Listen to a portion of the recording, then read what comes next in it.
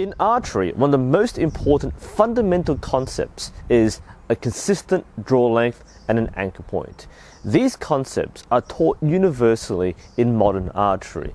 Now, for many people, and especially for traditional style shooters, that anchor point might be somewhere along the corner of the mouth or the cheek.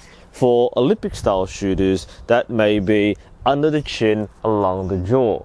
And these things are almost unquestionable. When someone doesn't do it right, it gets picked out as a form fault.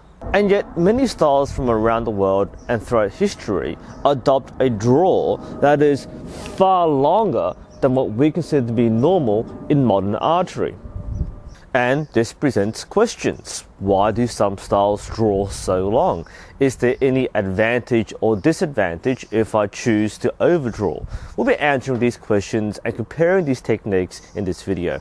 Firstly, let's do a brief walkthrough of how archery techniques developed over time. This will be very, very brief.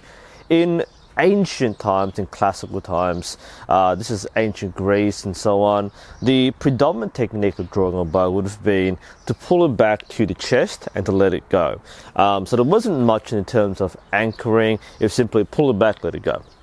Now, the idea of a higher draw towards the face, towards the ear, would have been more common in the medieval times. So this is most notable with the Welsh and English longbows, where they would draw to the ear, giving some extra length and accuracy and consistency.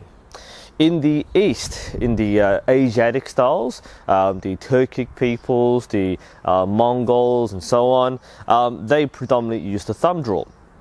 And that can have varying draw lengths as well. Some draw lengths were quite short towards the chin, some were towards the ear, and some further still, way past, almost above the shoulder. And these include the Manchu styles and the Japanese styles of archery.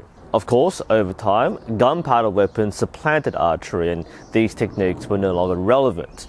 Archery was still practiced by the upper class as a form of recreation, and during the Victorian era, during the 1800s in England, we see the development of the beginnings of modern sport target archery.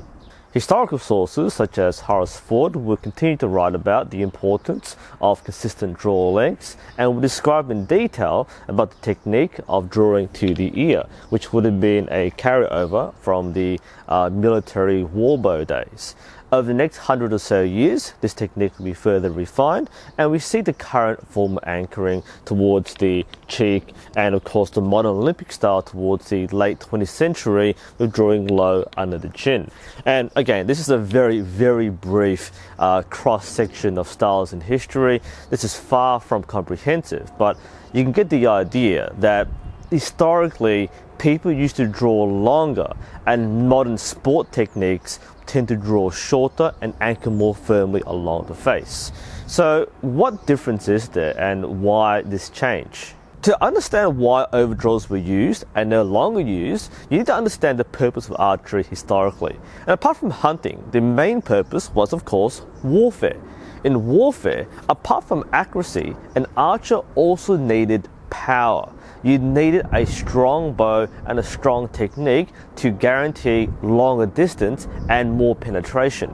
As most of us know in some way or another, the more you pull back, the more power the shot has. And that's because there's more tension in the bow. The limbs will bend more, and therefore there will be a longer power stroke in the shot. Now, this is particularly important for many of the Eastern styles of archery, where the bows were quite short. So if you pull back only this much, it's going to be a very weak shot. It might be only half the strength of the bow. But if you pull back further and further and further, the bow is under far more tension, and this delivers a much longer power stroke, which in turn means greater acceleration of the arrow and therefore more velocity and more penetration. And on a quick side note, this is also an important function of these ears or seer. Their purpose is to provide more leverage for a shorter bow.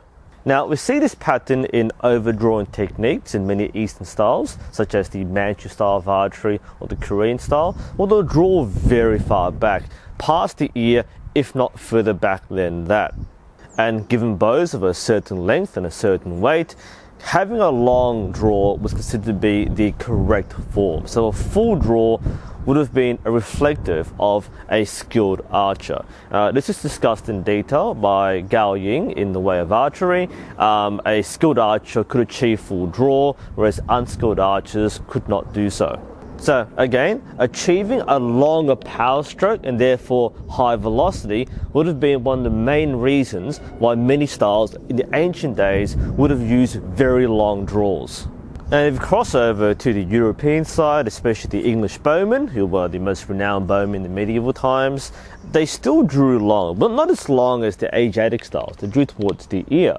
But they compensated for the shorter length by using super heavy bows. And as many people know, the English longbows could go from 100 pounds to 150 plus pounds in draw weight. So they use extremely heavy self bows to get that power, whereas in the Asiatic styles, many archers would have used composite bows, so materials like horn and wood and sinew for more efficient design, and drawn longer to get that power. And that's again a very brief, rough comparison. And you can kind of imagine a historical archer looking at a modern archer drawing to their cheek or drawing to their chin going, what are you doing? That's a pretty weak shot.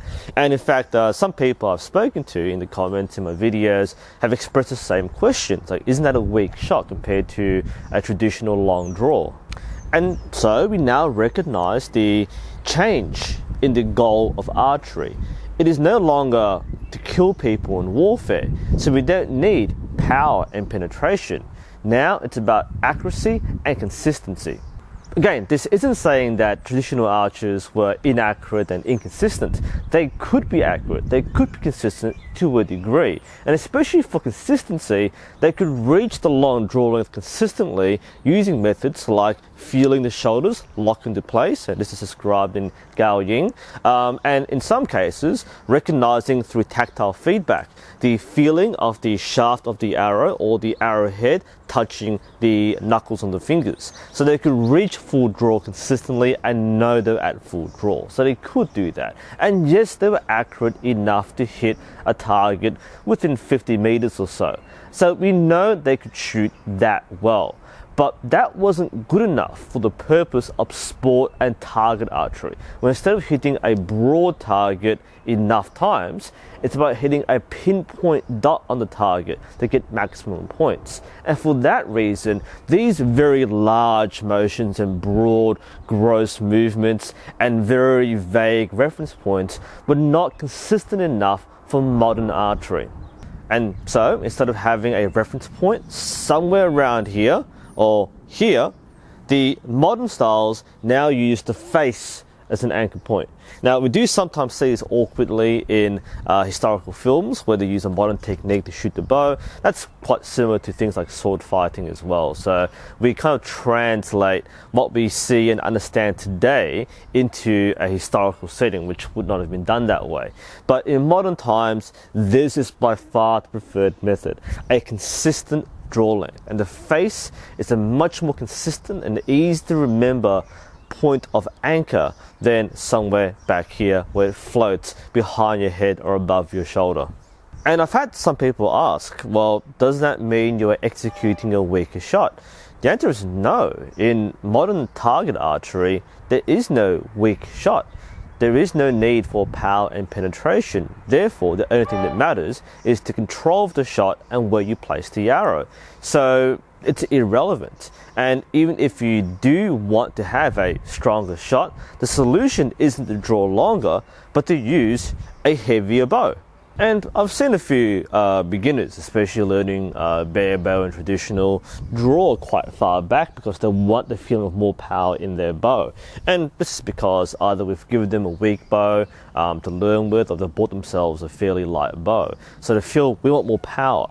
But the solution isn't to be inconsistent with a light bow, but to be consistent with a stronger bow. That's why an anchor point, especially today, is taught so strictly and so universally, because today it's more about accuracy and precision rather than power. So if you are shooting a modern style in a modern context, then you would probably benefit more from that short draw and that facial reference point, whether it's chin, jaw, or other. If you need more power, change your draw weight. We have the luxury today of being able to choose different bow types, bow styles, and draw weights. And so we don't need to overdraw anymore. If you're practicing a traditional style of archery where you have a very long draw, that's a carryover from the traditional route of that style, and it was done for a reason historically, and you retain that today as a way to maintain that heritage and technique. To answer the question, am I disadvantaged by not overdrawing? And the answer is, well, yes, if this was 1,000 years ago. Today in modern archery, we don't need to overdraw.